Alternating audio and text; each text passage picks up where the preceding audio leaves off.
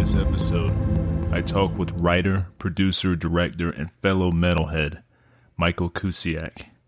You may know him from his most recent indie heavy metal horror film, Death Metal, which is streaming on Tubi, Amazon, and I think a few other apps. Definitely want to check that one out. It reminds me a lot of a kind of a spin on Evil Dead, but like a heavy metal version of it. So definitely want to check that out. Had a great time talking all things metal and horror with Mike, and I hope you enjoy this one. And like I said, don't forget to check out Death Metal. It's a fun one, and especially if you dig metal and stuff. I mean, metal and horror go together so well, so it's a perfect combination. After you're done with this episode, make sure you check out my fellow horsemen of the podcast apocalypse, Everything Went Black podcast, Into the Necrosphere, the Necromaniacs podcast, Break the Apocalypse, Iblis Manifestations, and the Soul Knocks podcast. Once again, thanks so much for listening. Feel free to follow me on social media, Horrorwolf666 on Instagram, Twitter, Facebook, all the social media sites. And if you dig what you hear, leave me a rating on Spotify, iTunes, wherever you listen to podcasts at. So much appreciated, and thanks once again.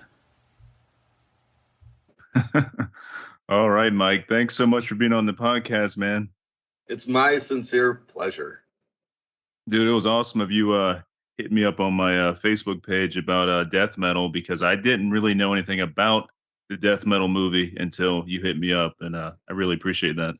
Getting the word out, man. That's the thing is, millions of horror movies come out every year, and you got to do something to kind of stand on the roof and shout and be like, hey, watch this one, please. So it was kind of a doing to get this one finally finished and out. So now that it's the job is just like, please watch this now. Yeah, and I've been doing my part, I guess, of sharing it around and stuff. I wrote like a quick blurb about it on my social media pages, and just been trying to spread the good word on it, man.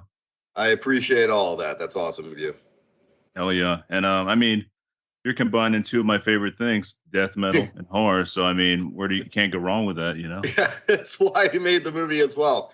It was like it wasn't the intention originally that my first feature directing thing was going to be a heavy metal horror movie.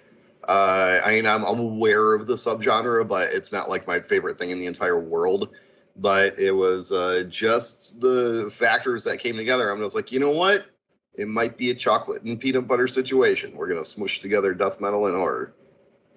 Nice. And it goes together so well. I've said this multiple times on this podcast about metal and horror. If you listen to metal, most likely you watch horror. And if, you watch horror, most likely you listen to metal. Yeah. Oh, yes. Yeah. I mean, I've yet to, never once in my entire life have I met someone who spins death metal and doesn't like horror movies. Death metal is basically the horror movie of music. So, the iconography, what the songs are about, even, right down to specific references. If you're talking about bands like Mortician or Aborted, it's all in the same mix. We're all talking about the same stuff.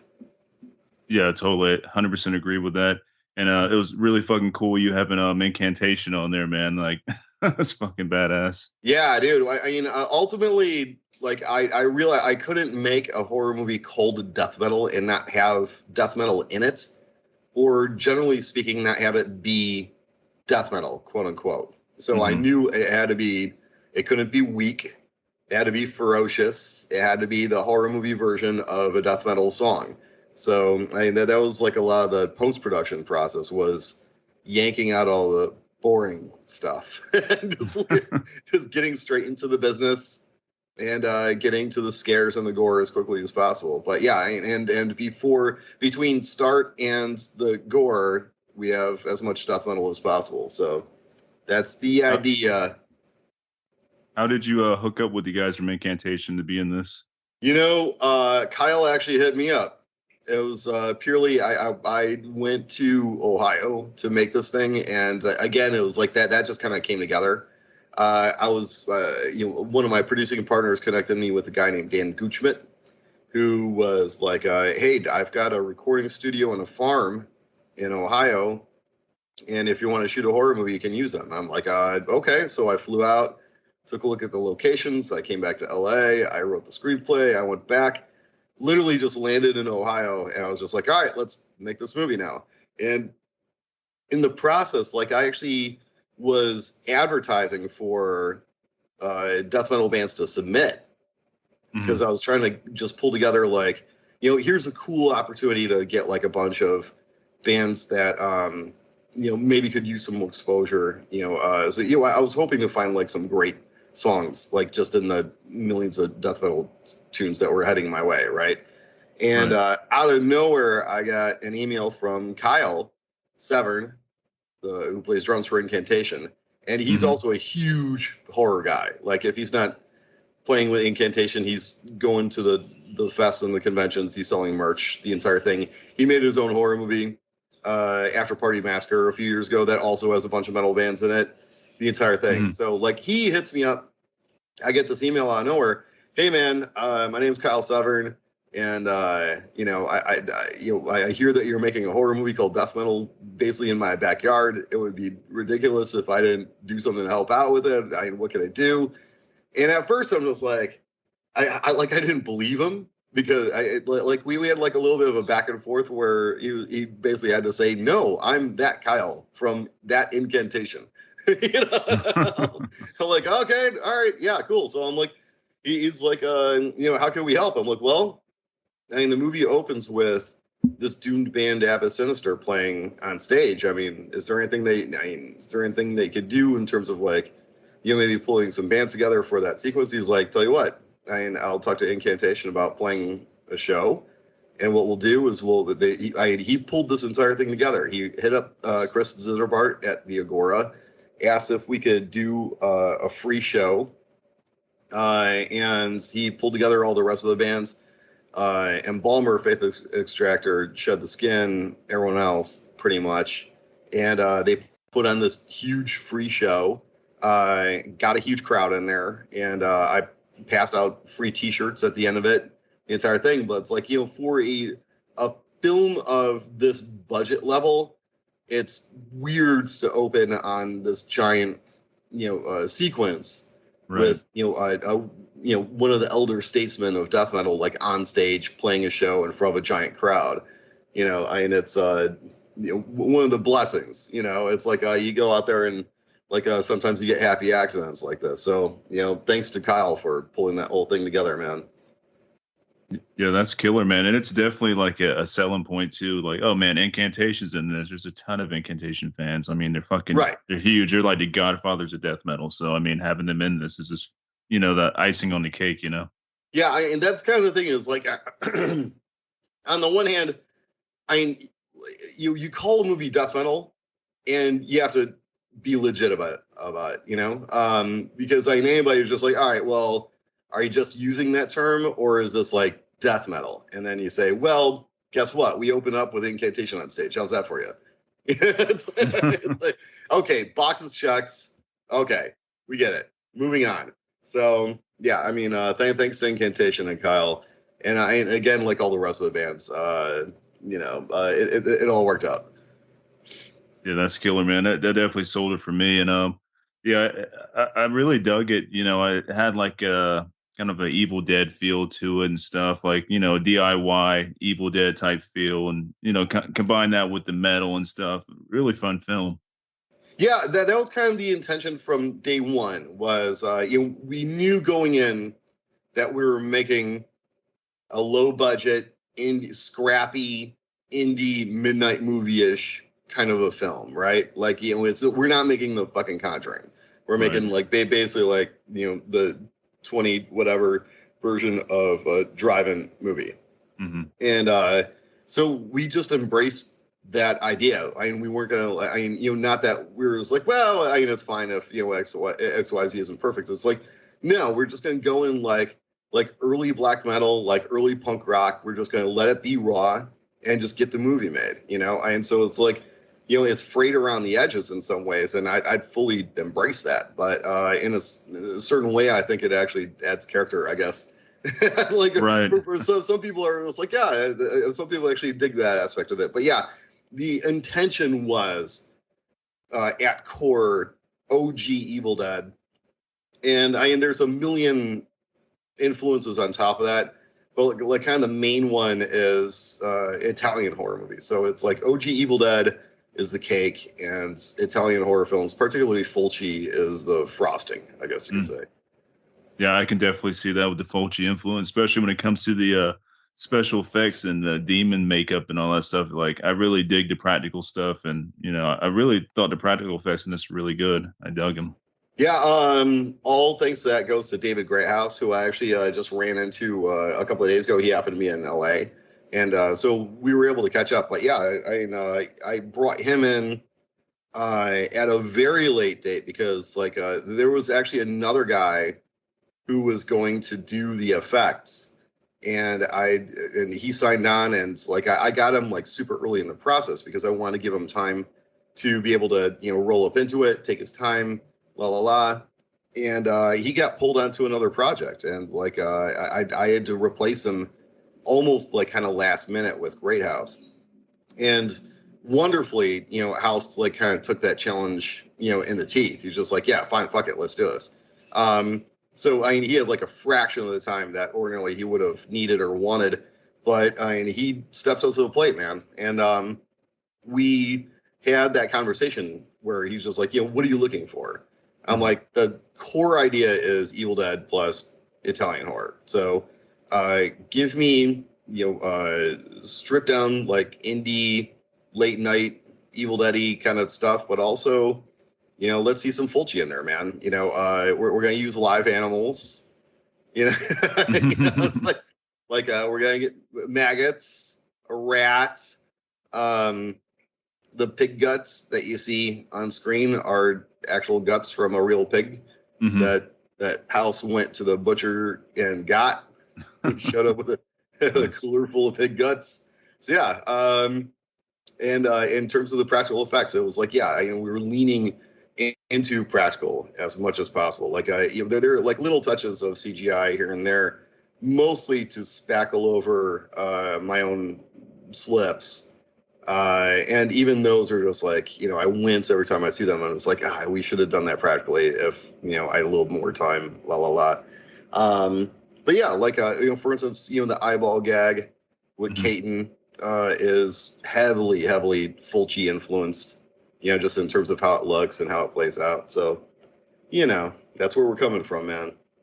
Going back to the pig guts, I've played multiple shows with different black metal bands in the past or whatever, and I do know after a while the blood and pig stuff starts to smell. So I'm sure it smelled pretty good on that set. Yeah. Yeah, dude. Luckily I had like 4 iron-willed PAs on set, and I'm like, listen, I understand that this isn't why you went to film school, but we shot the pig gut stuff at the very, very, very end of it. So we could just throw pig guts around on the floor, shoot that stuff. PAs rolled in with mops, hit it, and even then they're dying in there. So it's like, hit it, got out of there, and then we just got out of the location. It was like the very last thing that we did in that barn. That's awesome. Yeah, I went.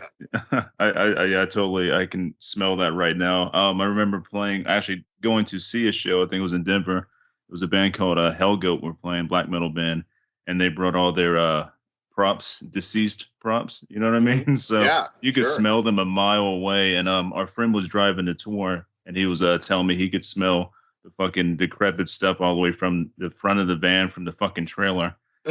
So it was pretty fucking bad. Yeah, exactly. It's like, on the one hand, it's like everybody going into a project of this nature kind of knows what they're signing up for.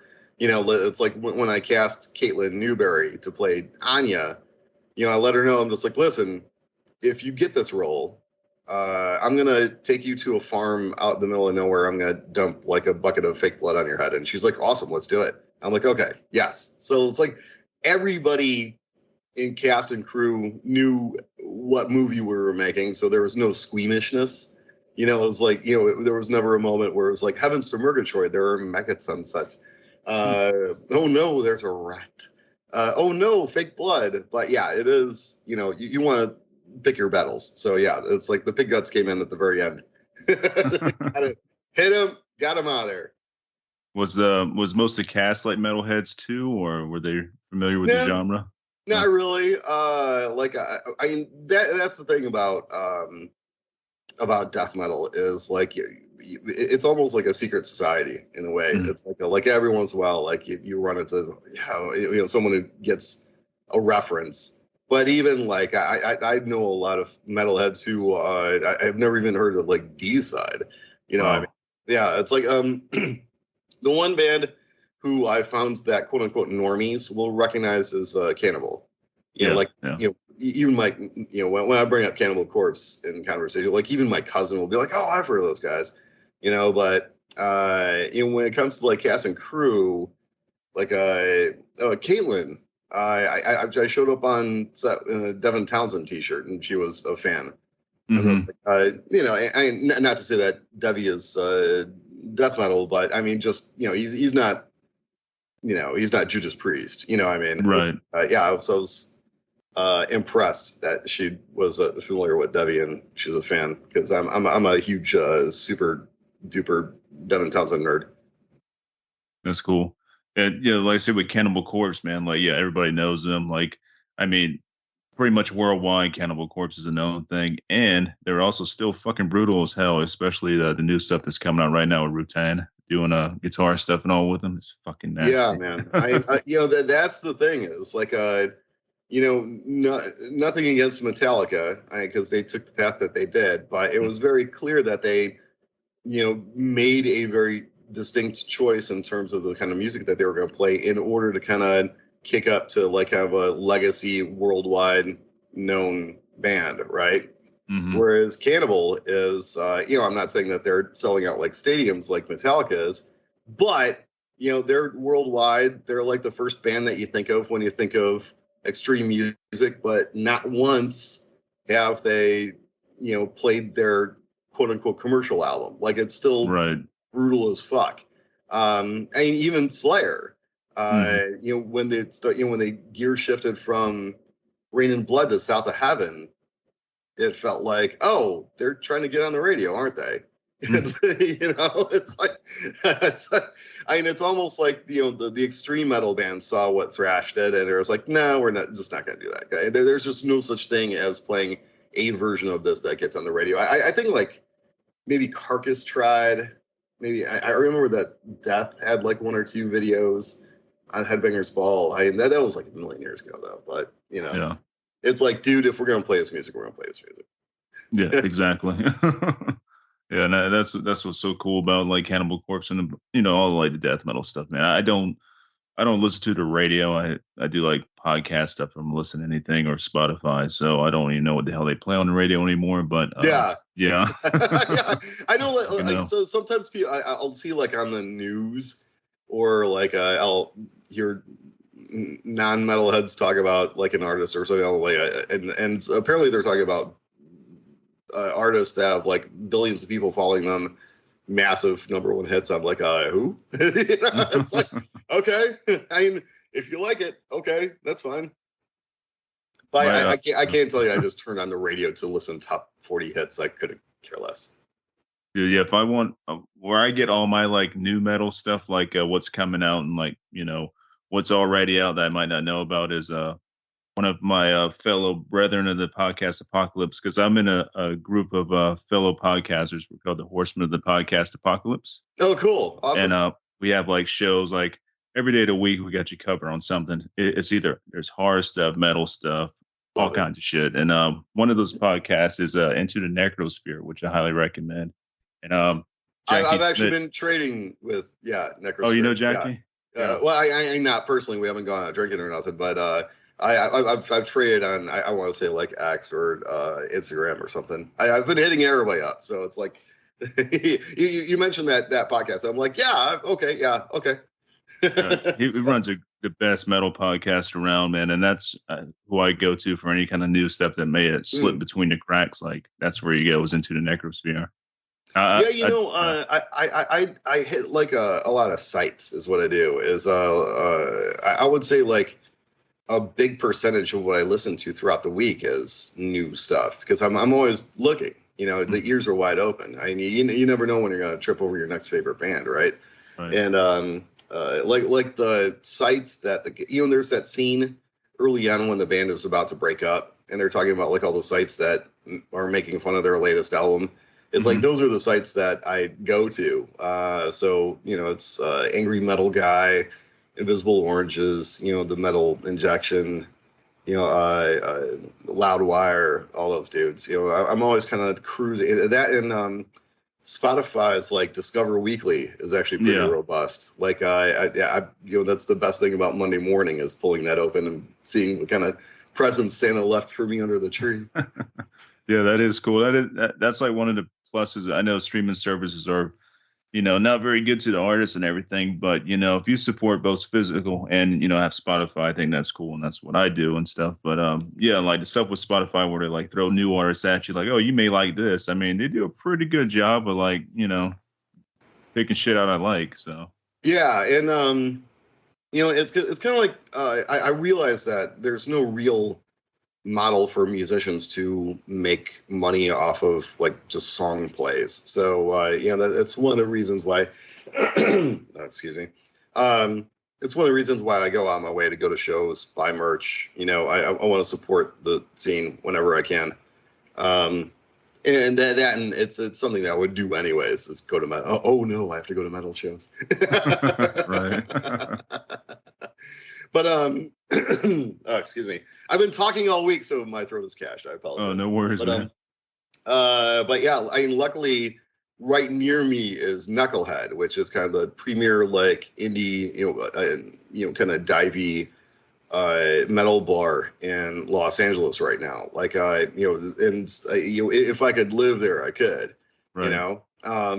But like that's where like for a long time like the smaller acts would play a place called Five Star Bar, and COVID killed that. But now we've got Knucklehead, which is not only great, but it's also like right in my neighborhood, so I can like get as hammered as I want and stumble back without worry. But like that's where you're gonna see like bands like Torture Rack, those guys. Hmm. So and that's great within walking distance of my That's front door. It's one of the many gifts I've been given by the metal gods. that's pretty killer, man. Only clubs I got around me play mostly like cover bands. And new metal is still kind of a thing by me, which is weird. I'm like, fucking new metal, like that's Huh? still a thing, but there's still like some of that going around. Like if I want to go see a really good show, I got to probably travel about 2 to 3 hours, a little bit Really? longer.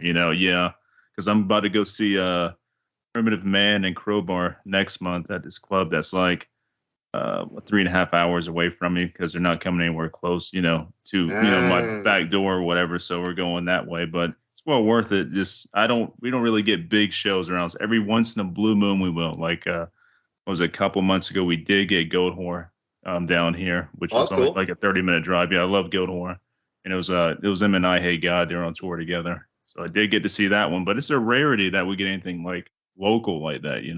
Yeah, yeah. That is one of the.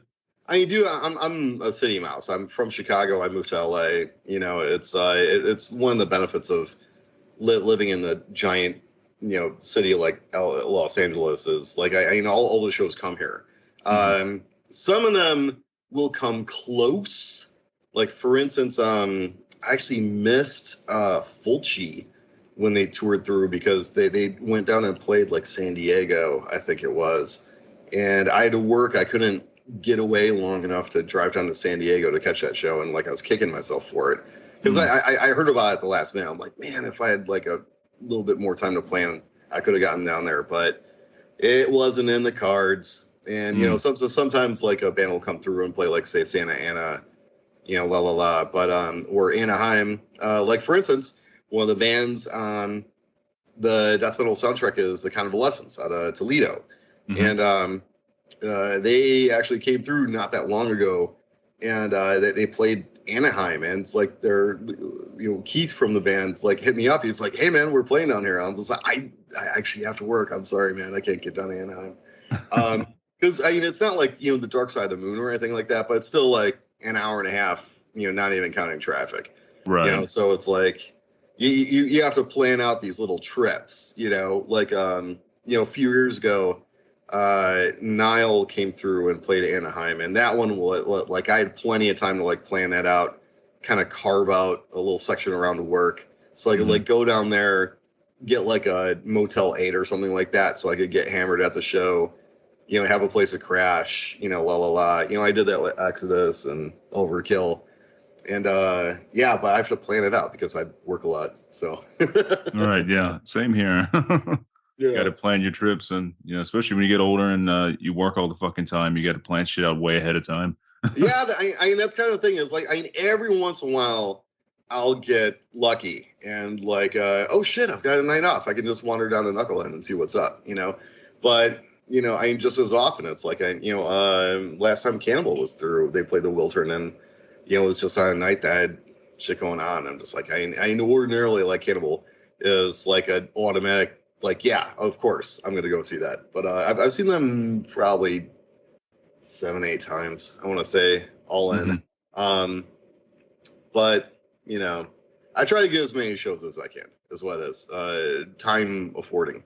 Like even weekend before last, I was in Indianapolis because we had a screening of death metal at the Gen Con Film Festival. So I flew out for that one, and like before I went, I was hunting around on Yelp I was typing in metal bar. Nice. I was going to be there for like about 4 days because they also had me speaking on panels and stuff like that. So I'm like, man, if I could find like what's the metal bar in Indianapolis? I want to go check that out. I want to check out the scene. And I didn't really find like a bullseye for it. I don't know. It's weird.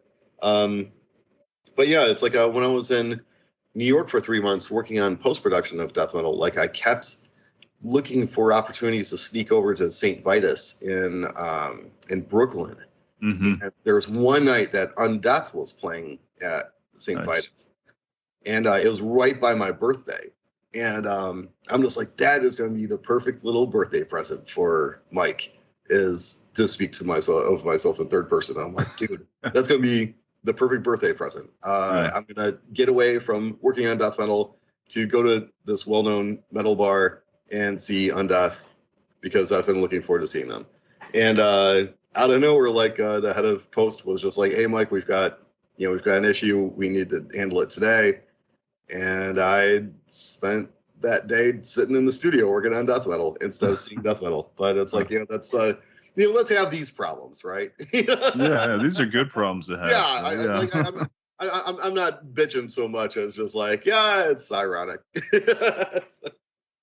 It's I know you're saying you've been like flying around to different like screenings and stuff. I noticed you've been winning a good bit of awards too for death metal.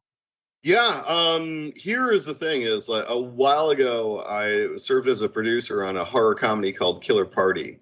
And one of the things that I mean, again, like I said at the top of this conversation, like 1 million horror movies come out every year, and you try to do something to make yours stand out in some way. You want people to see it, and people will watch it if they know that it exists, So you have to do something to kind of stand up and wave your arms. And one of the best ways that in a low budget independent horror movie can do is to do the festival circuit, because then you get your laurels, you get your awards, which is kind of like the stamp on the one sheet saying, oh, this isn't a piece of shit, this is good, you should watch us. For one.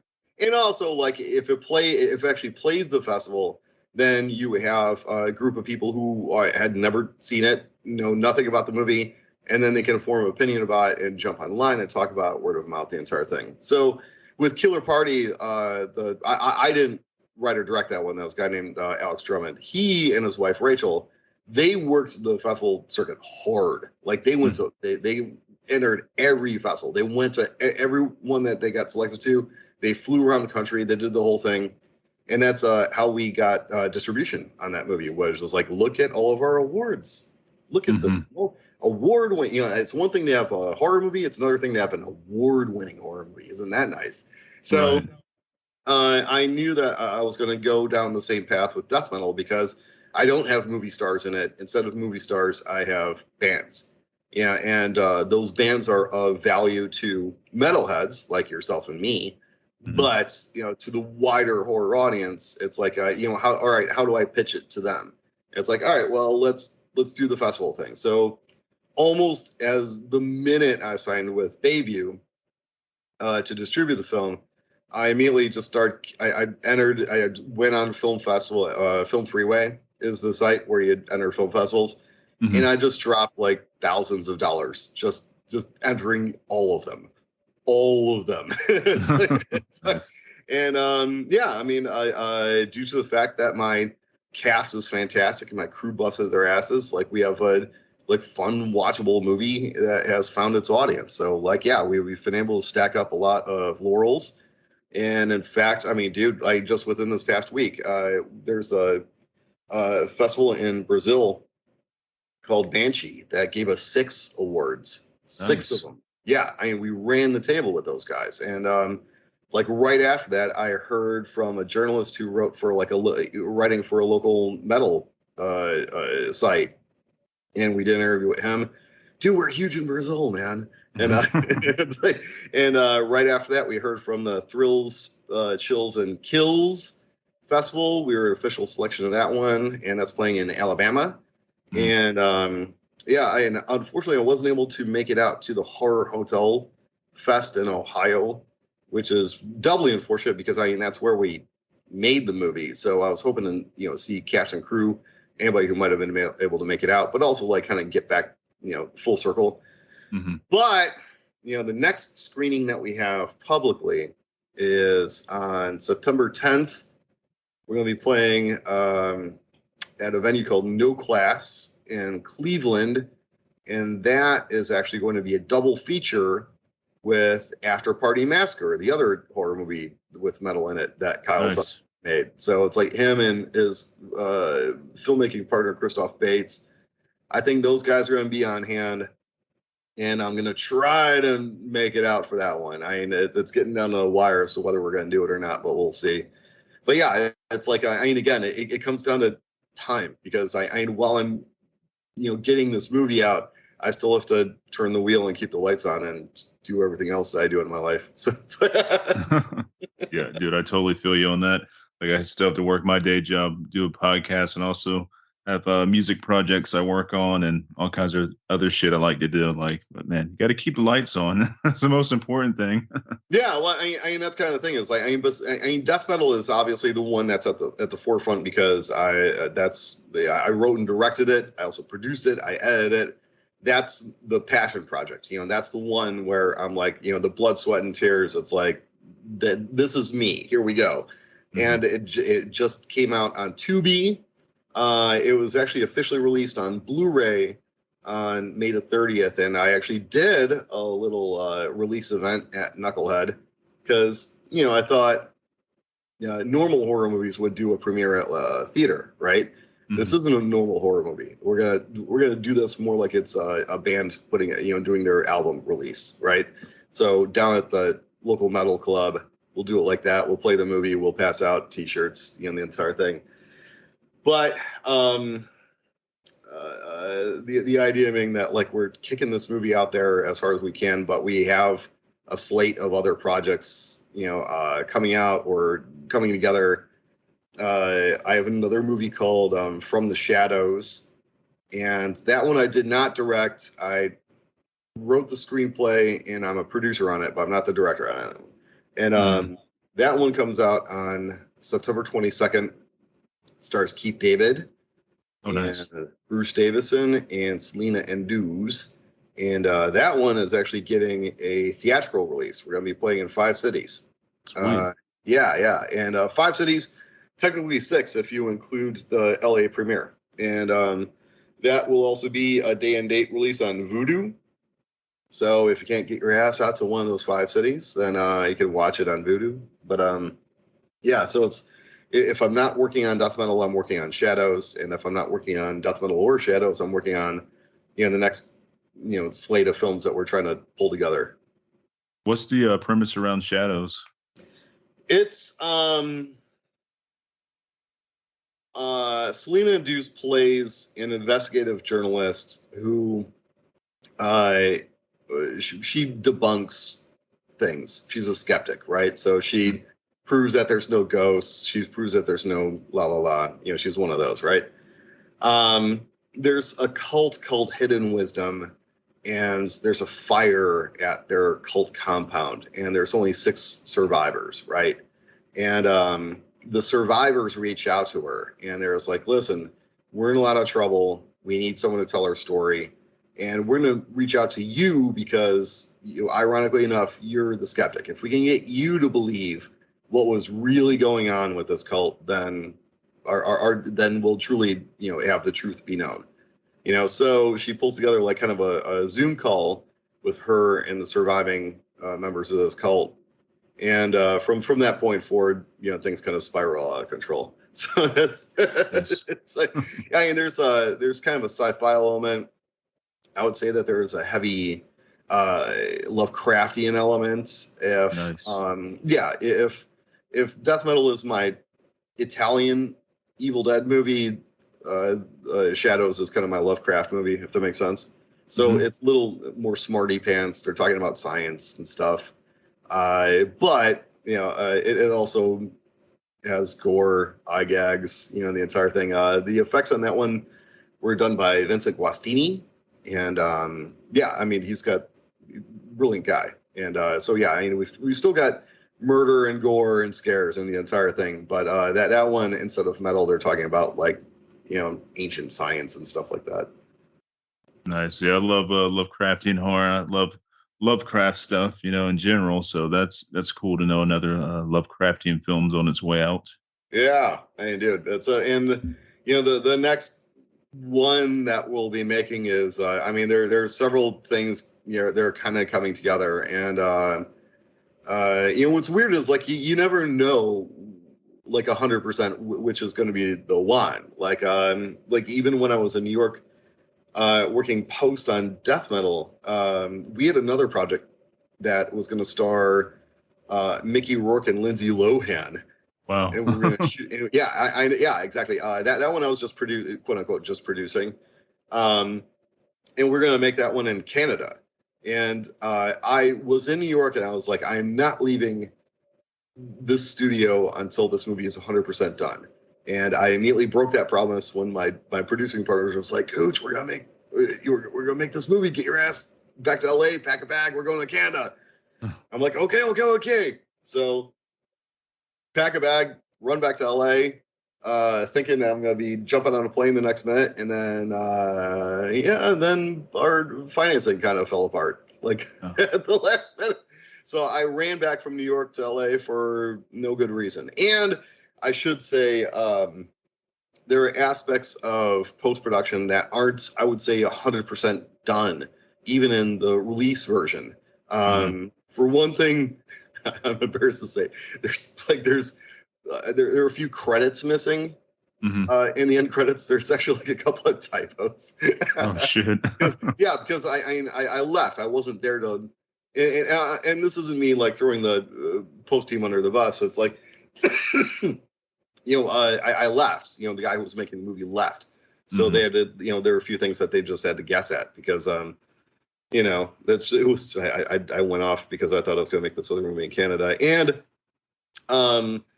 part of the deal in terms of post-production financing was to include 3 songs by this guy, Adam Bratcher, and his band Casket Sacrifice.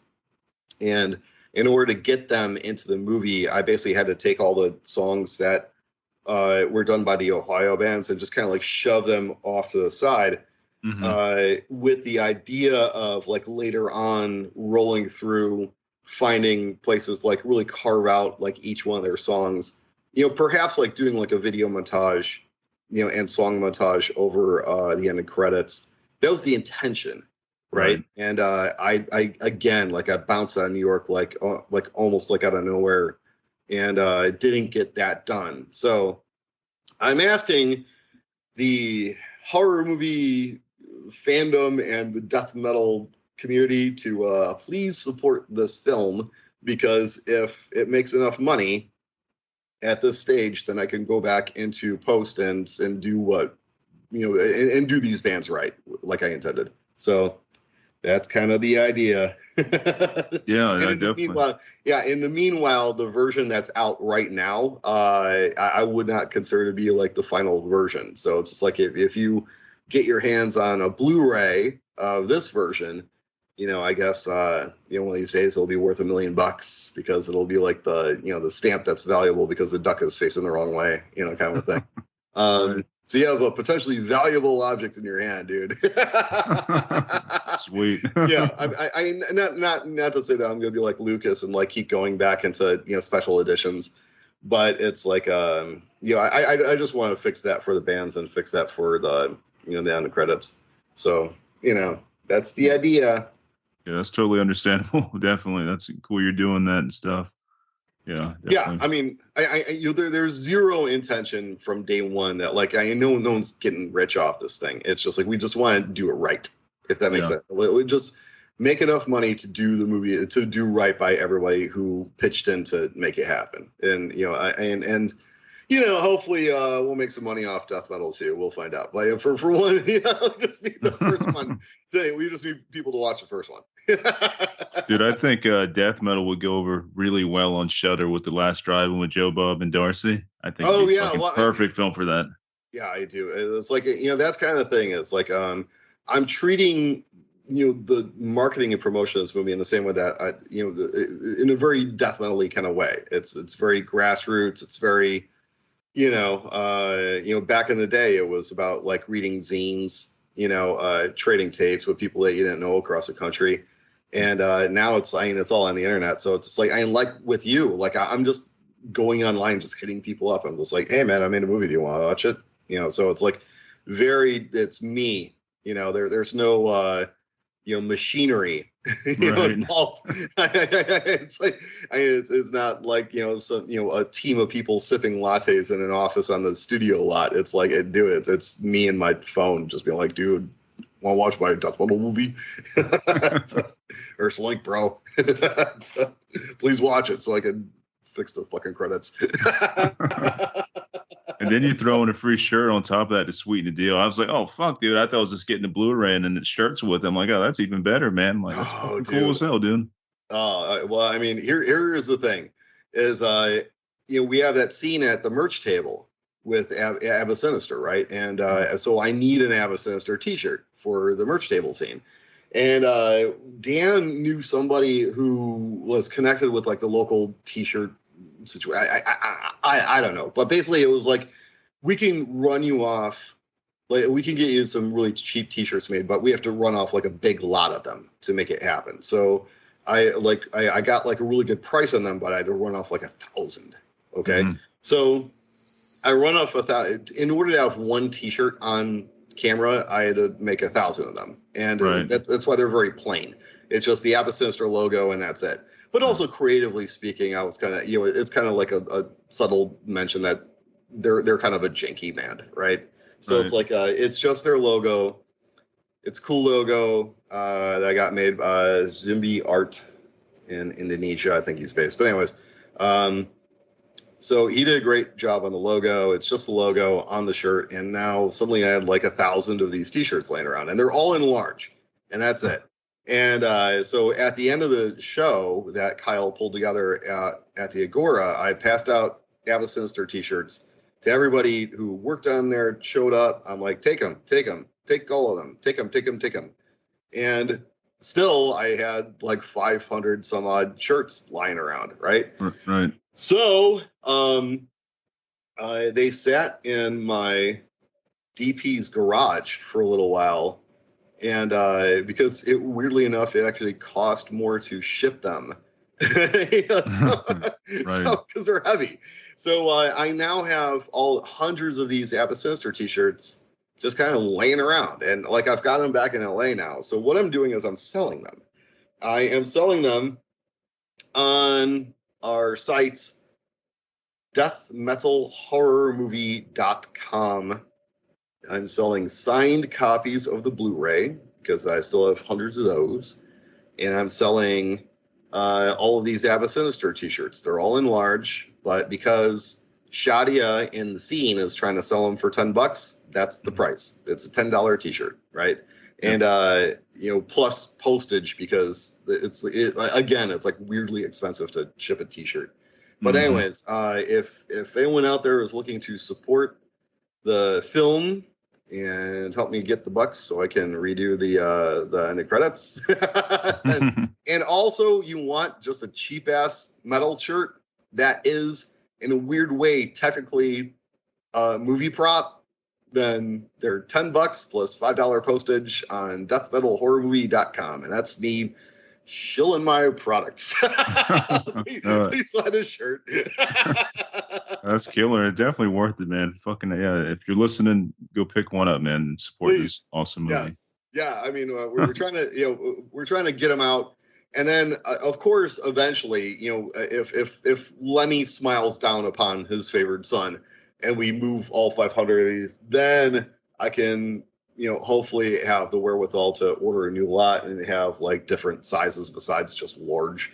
Because I found that a lot of dudes who like death metal also like beer. So it's very common. Hey man, do you have it in XSL? And I'm like, I don't. We've had requests for a 4X before, and we had to get those like specially made. There's a 4X and a 5X. When for my former band I was in, we're doing shirts or whatever. I'm like, we got these sizes, so we had to get some like specially made. You know what I mean? So we had like a good bit of those. But yeah, we get it. Yeah, I like weirdly enough, I'm treating getting this movie out into the world more like a band than a movie. It's like because it's like you're not going to make a whole lot of money just like putting it online and people watching it, but you can like set up screenings, and sell some t-shirts. It's just like a band that puts their album up on YouTube and Spotify pretty much for free, with the hope that you hear it, enjoy it, and then when they come through your town, you come out and watch it and buy a t-shirt, hopefully, for gas, so they can have enough gas money to make it to the next one. So right. But that's the plan, man. It's a good plan, man. I like the way you're doing this. Treat it like a fucking metal band. I think it's cool. And it's getting out there. I'm noticing people posting about death metal, like on, some of my friends are posting about it. Oh, I checked it out. This movie's pretty cool. Or, I'm seeing it all over the place right now. So I think it's working. Yeah, it's weird. It's like, before I quote unquote went to Hollywood, I was in Chicago and I was playing bass in punk rock bands. And it's weirdly like marketing this is I keep joking around. It's the same work that I was doing in my punk rock bands. It's sending it out. Please review it. Please hear it. And if we play a show, please come out and buy our dumb t-shirt. It's like, it's the same work 20 some odd years later. But, the one upside of, one of the cool upsides of having played punk rock is, that scene is very much all about DIY. It's all about like, oh, you want to be in a band? Great. Pick up an instrument and play it. You don't know how to play it? Fine. Suck until you're good. But play it. You want to put out an album? Great. Start a label in your basement. Start it in your apartment. Doesn't matter. You want to pull together a show? Great. Get it together. Pull it together, promote it, la la la. It's like, do the thing. And I that's the song that's why I apply to my own career. And that's the song I sing, man. It's like, for years, I was writing screenplays for like big action movies, like car chase type movies, right? Nice. And they were almost always getting made. It was like, oh, we got this director. Oh, we got this star. Oh, we got this financing. Oh, we're going to da. And, these things are like sandcastles. Like you build them and the tide comes in and they go away. And, after years of that, finally I was just like, fuck it, I'm just going to make one of these things, because I ultimately, the prize might be bigger if you make like the car chase movie, but only if you get it made, and ultimately it's like you're asking other people to make this movie for you. And not to say that I'm still playing that game. I mean, after I get off with you, I'm going to sit down and work on a spy thriller that I've got Nice. producers on it. It's like, but I'm still turning that crank. But in the meanwhile, I'm just like, fuck it, I'm just gonna start making these things. And we won't have big stars, we won't have big budgets, but we'll be making movies because that's what I came out here to do. So it's just like, all right, let's just start making them. So starting with death metal, then Shadows, and again, what's the next one? Is it going to be Death Metal 2? Is it going to be one of these other things that we're trying to pull together? We'll find out. So, but yeah, it's just like, DIY, man. Just make it. Just make the movie. You do a Blast Furnace. Is that like an interview thing? I didn't delve too deep into it, but I did notice like some band interview type things. Blast Furnace is my physical production company. I've used that to shoot some music videos for local LA bands and shoot some of my shorts. And the interview thing is, it's funny. I bought a new camera a few years ago, and I learned by just doing stuff. Like you buy a new camera, and there's like there's an instruction manual as big as back when phone books existed. It's this giant thing. It's like I open that and my eyes glaze. I have no idea what the fuck they're talking about. I'm just like, or you know what? I'm just gonna grab this thing and I'm gonna figure out like something to go shoot. I'm gonna figure out how to use this band or use this camera. And I hit up Dan Dismal, who's a promoter in LA. I'm like, listen, man, are there any like bands I can interview or something like that? Can I do that? Like, I'll just you free. I'll just show up and shoot interviews with them and throw them online because I just want to do it. And he's like, actually, he had just pulled together like a mini murder fest at Complex, and which is now closed, and the management actually now runs Knucklehead, ironically enough. But he's like, hey, I've got like it's 24 bands, come out, camera, and do whatever you want. So I showed up and I just I shot interviews with all these bands, and that's how I taught myself how to use the camera that I just bought. So nice.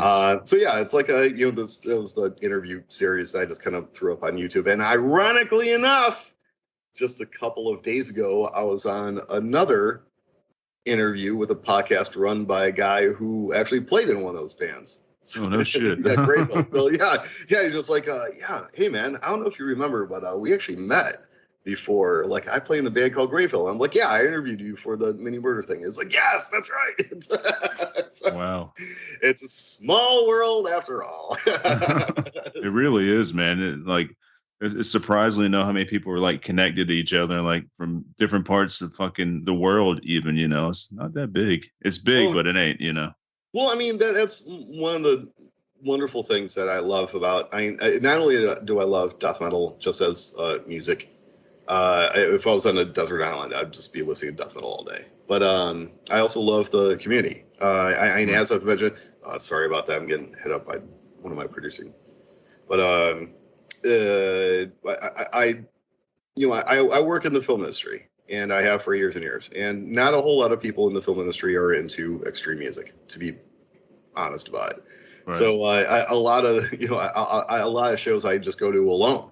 I'm just like, I'm just gonna go see this show. But and the thing is, like, if I go see Devourment on a Wednesday night and it's raining cats and dogs, out of a city of 8 million people, the 300 psychos who are gonna get their asses to see Devourment on a Wednesday night in a rainy night, you're instantly in a room full of your best friends. It's like when I was shooting death metal, like if I wasn't actually shooting at the Agora, I was going to see shows at the Agora. It's right. Like because like on our days off, like Goat Whore came through, and Soulfly did that tour where they were playing the Nail Bomb album all the way through, and nice. I know that was a bucket list check off. But hey man, like I walk in the door and just like you're immediately in a room full of like-minded people, and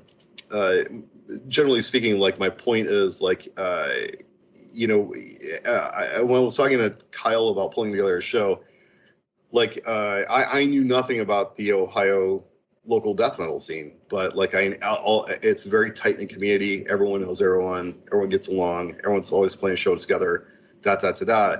And like right after Convalescence came through Anaheim, and they hit me up. It was like, hey, Mike, do you want to come out and see us? I'm like, I can't. I got to work, la, la, la. And like the very next day, like I saw them like on Facebook hanging out with a guy named Tim King, who I knew because he used to play in a death metal band called Oppressor in the early 90s in Chicago. And these days, I think he's got another band. But like I actually used to take bass classes with Tim. Like, wow. He's not like my best friend in the world, but like I've actually I've gotten drunk at his house on occasion. Like, yeah, and he, of course, we were talking about the Chicago death scene. Of course, there's Sean Glass from Broken Hope. And again, I mean, I'm not gonna say that like I hang out with these guys like every day or anything like that, but it's just like, like instantly, like there's a community. It's like everyone connects with everyone else because you're the little tiny little sliver of the human population that are psycho enough to like love this music. Right. And that's what I love about it, man. And it's the same. That's why horror and metal are so connected, because it is very similar in that sense. Like you go to a horror convention or a horror festival, like you're immediately like walking into a room where it's just like, yeah, these are the other 300 psychos and who are gonna come out on Thursday night to see Friday the 13th Part 3, because only it's playing on a big screen. That's all you need to know. So I love that stuff, man. I really do. Yeah, it's definitely a close knit community with the metal crew and also the horror crew, like very similar. And I mean, like I said, they all go together any fucking ways. Like they're pretty much the same, and it's a tight knit community. It's great. And on top of that, like everyone is like the nicest people ever. It's just like I think that because the music is so ferocious, it provides the catharsis. Like I mean, even if you get into a pit, I mean, I've been in really savage pits, and no matter what, I am like a bruised cover with spitting blood out of my mouth, la la la. But I mean, if you hit the floor, everyone immediately stops. They grab you, pick you up. Like, super dumb story short. I went to go see Fear Factory at the Whiskey a few years ago, and ordinarily, what I do is I hang out at a bar next door called Rock and Riley's, because if you sit at the bar at Rock and Riley's, you can kind of look out the window and see if the line is moving or not. Right. And once what you do is you sit at Rock and Riley's and you drink until you see the line move. And if you calibrate it perfectly, then you walk into the Whiskey, like perfect level of buzzness to enjoy the show, get in the pit, have fun. Right. And for whatever reason, it started late. So by the time Fear Factory actually like started playing, like I had like maybe 3 extra hours worth of drinking in me than normally I would calibrate towards. And I was getting murdered in that pit because I didn't have calibration. I was too drunk. And I caught that concrete floor face first. Oh. And the next day, and again, like the point of the story was like everyone stopped, grabbed me, picked me up. It's fine. No one's there to like murder you. They're just there to beat the shit out of each other for fun. And but the next day, like my front tooth was split right down the middle. I had a mouthful of blood. It cost me $2,500 in dental repairs to get that. I now have my front tooth is a porcelain tooth, and that's to this day I call it my Fear Factory tooth. I earned that porcelain tooth in the pit with my own blood. Nice. That's pretty fucking metal. Yeah, I remember when Fear Factory was still considered death. The first time I heard them was when they had Martyr on when Roadrunner Records used to do the At Death's Door compilation tapes, and they were Martyr was the first tune on At Death's Door 2, I want to say. And that first album, I mean, death as like a subgenre was still kind of figuring itself out, right? But yeah, it's like like along the way, somehow Fear Factory got lumped into new metal, I guess, or techno metal. I guess because of the techno aspect, or because they got big in the '90s in early aughts when new metal was big. I don't know, and I don't really care. I don't really care about splitting hairs about. Oh yeah, no. I have an entire scene in the movie about the characters kind of bickering over exactly what kind of metal they play, right? Which is kind of me making fun of like those internet debates that you see people get into. Oh no, it's really tradcore. It's like, wow, so it's all black and thrash. Wow. It's like, Yeah, God, those things are so horrible. Like, man, goddamn, it's metal. That's what it is. Fucking metal. Is it heavy? Yeah, it's heavy. Okay, it's fucking like there's so many different. Like my old band got like classified as all kinds of shit. We got classified as sludge, doom, black metal band, fucking death metal band, and I don't even know what the hell we were. We're just a heavy band, like black metal influences and some sludgy stuff there. But we got called all kinds of shit. But the best one was we got called the black metal Melvin. So I was like, that fits the bill right there. That's pretty much what we got going on. So there you go.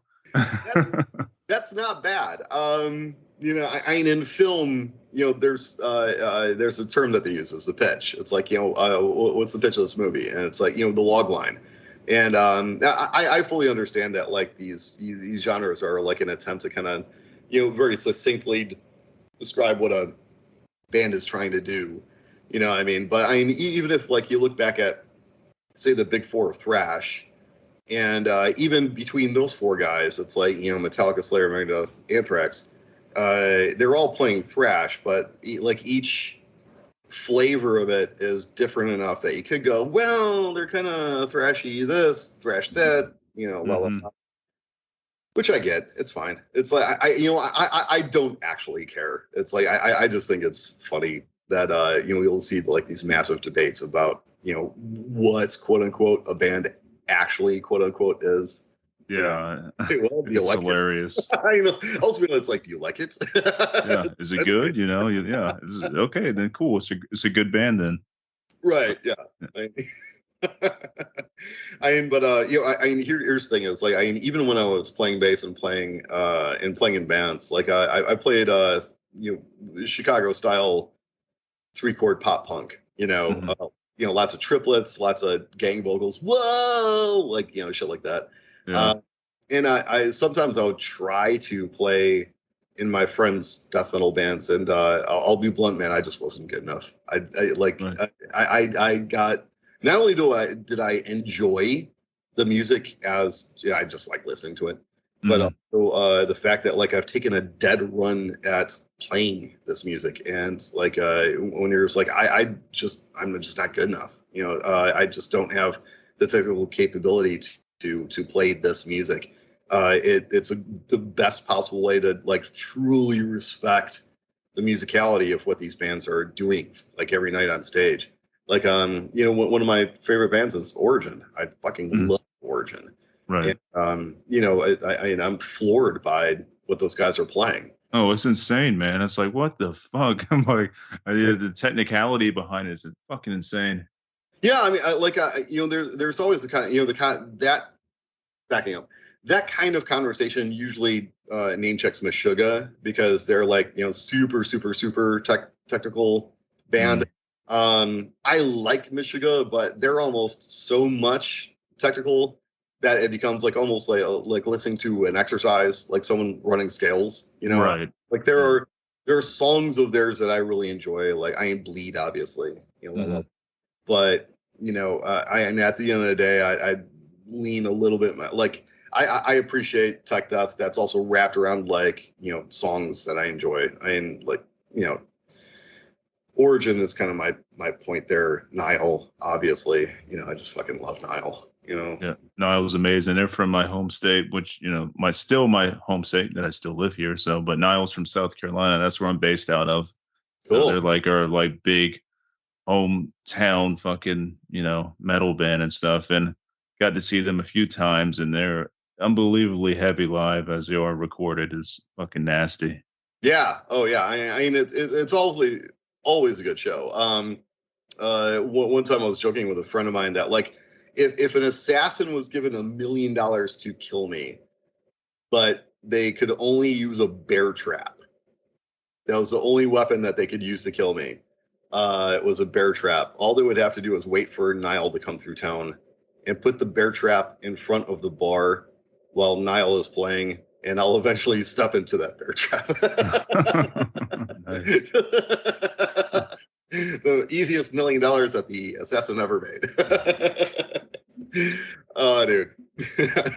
Speaking on like really cool metal bands and stuff, there's a newer band that's been up for about I'm gonna say 3 or 4 years now, maybe a little bit longer, but they're out of Australia. They're called Werewolves. Have you heard of them? Yes, and like weirdly enough, I earlier we were talking about Angry Metal Guy. Hmm. I glanced at Angry Metal Guy when I first woke up, and I saw that they had a review up for the new Werewolves. And my idea was that after I wrapped the interview that we're doing right now, I was going to jump on Angry Metal Guy and listen to the song that's in that review posting. So, Oh, dude, you're in for a treat, man. It is good. so everything they've done is fucking awesome, and just like you want to fucking lift really heavy weights or fucking break something, you know what I mean? It's Oh, that type of good. metal. That's usually my Yeah. workout motivation. Like every time I work out, I get Werewolves playing, but really Oh, killer cool. dudes, and man, they're like my favorite death metal band right now. So fucking good. Good, man. Yeah, I hit a bag every day. I've got a heavy bag, and that's my anti-fatness thing. And when I hit the bag, it's usually I've got like kind of a tight rotation. Like I listen to obviously a lot of different stuff, but as you touched on, there are certain bands that like, kind of lend themselves Right. to working out. I don't listen to a whole lot of deathcore, but I really like Discarnate. Mm-hmm. Um, Discarnate is really good weightlifting, bag hit kind of music. Acacia Strain's one for me. I don't know what you would classify them. I don't think they're deathcore. I don't know what they are, but Acacia Strain's always been like really good workout motivation, and they got some new Hmm. shit out now that's fucking heavy as fuck. It's like a two like CD thing they did. Like on the first CD, it's like kind of more hardcore grindcore type shit. Than on the second CD, it's like fucking sludgy doom almost, man. Huh. It's really good shit. It's got Ethan from Primitive Man doing vocals and stuff on the second Acacia Strain album thing they did, like the little split thing. I dig it, man. I don't listen to a whole lot of like super sludgy, doomy kind of stuff. Every once in a while I'm in mood for it, but it's one of those where I kind of have to be in a specific mood. It's like I was joking around with a friend of mine. He's gonna go see Sun O, and he's like, yeah, but unfortunately I won't be able to get out of work in time. I'm gonna be about half an hour late for the show. I'm just like, well, the good news is you're only gonna miss like maybe one song. Yeah, I appreciate Sun, but you got to be in a mood for that. But I really do like Sun a lot, and yeah, they're kind of influencing some of the newer shit I'm working on right now, which is just like real droney, fucking disgusting, atmospheric nastiness. I guess the Dig best it. way to describe. But yeah, Sun nails that fucking shit, man. But yeah, you got to be in the mood for that. And I hear their live shows are fucking unreal, man. Like just with the vibrations they create and all the different frequencies and all, like it can really fuck with you. Yeah, the last time I actually saw Incantation, bringing it full circle. One of their was it Incantation? Yeah, Incantation. One of their opening bands was a Panzerfaust, I want to say, and I was unfamiliar with the band, but yeah, it's like this giant dude with like a Oh yeah, that's costume Goliath. on it. He's Yeah, like, Panzerfaust. oh, and it's like, yeah, it almost transcends music into something that's theatrical. They're creating a mood that happens to involve music, but Mhm. it's right there between like a theatrical performance and like a ritual. Yeah, It's like, those dudes are I, badass. They're out of Canada, man, and I haven't got to see them live. I've seen some videos of them live, and like you said, like they put on a show. Yeah, I mean, that's why, like, sometimes I hear people make fun of Behemoth, and I still love Behemoth. I like the fact that there is like a very theatrical aspect to what they're doing, and I love their older stuff, and I love like newer stuff, like The Satanist. I think is kind of a brilliant album. Same. And yeah, dude, it's like one of the toughest choices I've ever made in my life was there was one night that Behemoth was coming through, and they were playing the Satanist all the way through, and Fear Factory was playing Demanufacture all the way through, same Uh, night. And it's like, oh motherfucker! And as much as I'm a huge Fear Factory guy, as I've mentioned, I had to lean towards seeing the Satanist because I've seen Fear Factory 100 million fucking times, right? It's like mhm. but Satan at the time I'd only seen Behemoth maybe once or twice. So it was like, well, let's hear the live songs I haven't maybe heard a million times, you know. Right. Yeah, I mean that was an amazing show, man. I mean, oh Father, oh Satan, oh Son. I mean, when that comes to its crescendo, it's like, that's beautiful stuff. It's a great album. It gets a lot of hate too. Like, oh, it's a weak album. Like, I love that fucking album, man. That's also one of my prime workout motivation albums. Is that Behemoth album, and like, but it gets a lot of hate. I don't know why.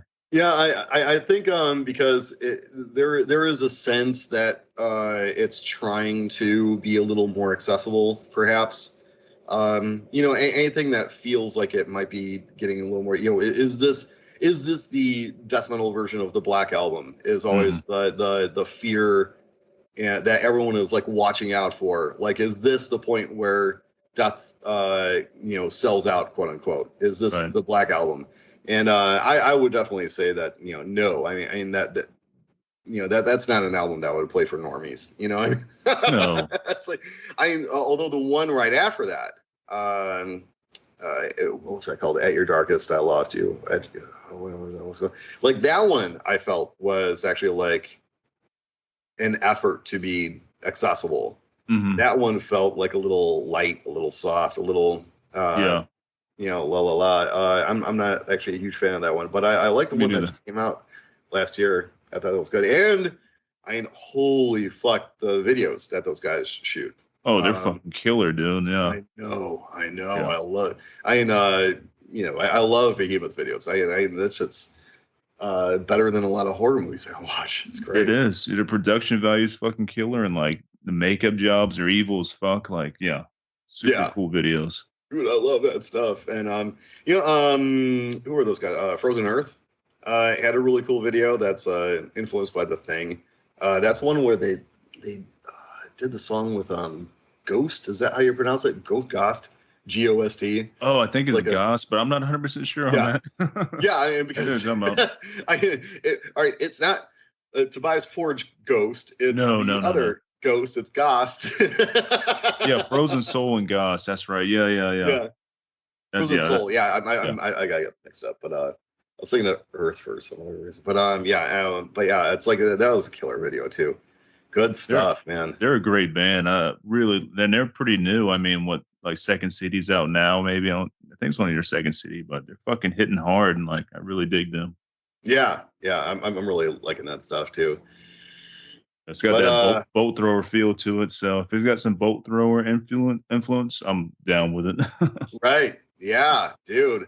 I used to dig the bolt thrower the CD covers because Yeah. they're using art from Warhammer 40K. Hmm. So I've always thought that was anything that smushes together multiple joys in my life. So for instance, death metal is me smushing together a love of horror movies and death metal, and anything that smushes together like that and like the nerd shit that I'm into is like, oh, okay, that's good too. Like I really like Windrose because like all their songs are about like Tolkien and doors and stuff like that. Right. It's nerd metal.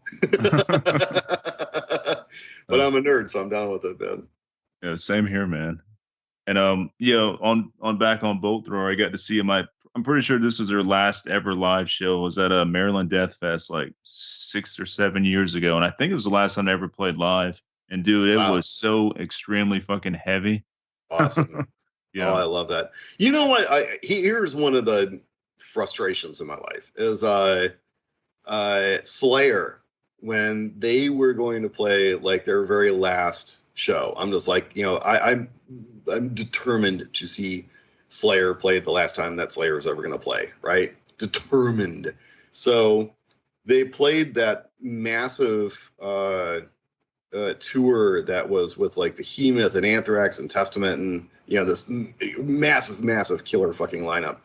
And I got in that pit and just murdered myself, right? Because I thought, I'm like, this is the last time I'm ever going to see, I'm ever going to hear Raining Blood live. I've got to mosh my fucking ass off, And that was an insane pit. Like, dudes were like, the crowd like lumped up like a giant pile of trash and lit it on fire. So like the pit, it was a circle pit around like a giant fire. Yeah, I mean, how nobody got killed in that, I don't know, but I mean, it was fitting. right? So by the end of that show, I'm like, this is exactly what was needed. You know, get in that pit, fire, risk my life, here raining blood for the last time, get murdered, covered with bruises, spitting up blood. Perfect. Done. We've done Slayer. And then like a year later, it's like, oh no, we're gonna go on tour again. I'm like, God damn it. Okay. So they announce they're gonna play an LA show, and it's like, okay, this is going to be the last Slayer show ever. We promise. I'm like, okay. And like just as I was about to buy that ticket, it was like, oh, by the way, we had another show. The next show is going to be the last Slayer show ever. We promise. I'm like, you fucker, fuck this. I'm not going to buy a ticket to the second show only to hear that there's a third show, and that one's going to be double promise, the last one. So I slept on buying a ticket to that second show, and guess what? That actually did turn out to be the last Slayer show ever. So as much of a Slayer nerd as I am, I was not at that show. So, but, you know, shit happens. Yeah, at least you got to see them while they were doing their thing, and you know, fuck it, you still got to see them, so that's all that matters. Well, I mean, talk about full circle. I the first time I ever saw Slayer was at the Aragon Ballroom in Chicago, and the opening band was Trouble. And Nice. yeah, I mean, and but you know that crowd was not there for Trouble. Like they were actively shitting on Trouble. They really just wanted to fucking see Slayer. And that was the first time I was ever in like that big of a pit, and it was like I was in terror for my life. It was great. And the full circle aspect is decades later, Eric Wagner of Trouble would start another band called Blackfinger, and Blackfinger played a song for the death metal soundtrack. And even though Blackfinger, we wouldn't say is death metal, I would say, you know, definitely part of the formative tapestry. And you know, they were one of the acts that, and Eric actually sadly passed away before the movie could come out. And it's his performance that is part of the reason why I'm trying to gin up some bucks so I can redo the ending credits right, so we can get the video from that performance back into the movie. So anyways, goals. Motivations. Goals. We got goals, bro. Well, Mike, if you want to throw some more plugs out there once again before we end this conversation, that way people know where to check the film out and all that stuff, and all that goodness. Yeah, here is the full list of my shill points. Shill point number 1, Death Metal, the movie that we made, is now playing on Tubi. You know, if you don't mind watching a toothpaste commercial at the top of it, then it's free. It's just you know, you hit the button, you're watching the movie. Easy peasy. That's the easiest way to watch it. I don't think Tubi is available in all countries, unfortunately. But yeah, because I've had a few people from like say South America hit me up, and it's like, how do I watch this? I want to watch it. And I'm like, I don't know. I'm like, but it's on Tubi. Thing number 2 is deathmetalhorrormovie.com. Deathmetalhorrormovie.com. That's where you can buy an Have a Sinister t-shirt. You can buy a Blu-ray, and I'll sign every one of them. And you'll get it for less than you'll get on Amazon, and with my signature on it, which is worth, you know, that and a cup of coffee will buy you whatever. But it's coming out of like a movie that I made, sitting in a box next to my desk. I will sign it. I'll put it in the mail, and you will own it. And like I said before, we're gonna, you know, I'm trying to raise money to redo the end of it. So it's like this version will, who the fuck knows, might be a collector's item one day on top of everything else. The shirts are technically movie props. They're only in large, but they're technically movie props. So like, you know, pluses and minuses. And of course, also on there, there's a button if you're a extreme metal band or band of any kind, and you want to hire Blast Furnace Media to shoot your video. There's a little button on there to do that. And I have another movie called From the Shadows, and that will be playing in 5 cities theatrically: New York, DC, San Francisco, Austin, I want to say, maybe one other, and it's premiering in LA, and that will be day and date on voodoo.com as well. That's like the Fandango streaming site. And Yeah, those are the things that I'm trying to sell right now, man. It's like, but I mean, ultimately, like the easiest thing is like, hey, man, we made a crazy little horror movie called Death Metal. You could watch it for free on Vudu right now if you want. Oh, and Tubi. Sorry, I fucked up my own pitch. Oh, it still works. It's still fine. We'll Yeah, edit okay. it out. That's fine. So yeah, I mean, but yeah, and we're next screening in public is at No Class in Cleveland on 9/10. That's going to be a double feature with After Party Massacre, and we're still trying to pull together like some other screenings. I think we might be doing one in Alabama a little bit later on in the year. I think we're going to have a screening on the 27th in Brazil. I don't know if I'm going to be making it down to Brazil, unfortunately. I'd like to, but uh, it's that'd a be big cool. trip. I Yeah, that's a know. hell of a trip, but that'd be cool. Yeah. Yeah, let's go down to the Sepultura land. Hell Back to the, yeah. back to the roots. Bloody roots. Bloody roots. But yeah, so that's when I'm shilling, man. And hire us, buy the thing, watch the thing, and we've got more movies coming together, and hopefully we'll be standing on sets, this time next year. We'll find out. Oh yeah, Mike. Well, it's been great talking with you, man, and I will continue to support you and spread the word, and yeah, all the good things for you, dude. Thanks, man. I sincerely appreciate everything, and yeah, just stay brutal, man. Take it easy. Oh yeah, you have a good weekend. I'll talk to you later. All right.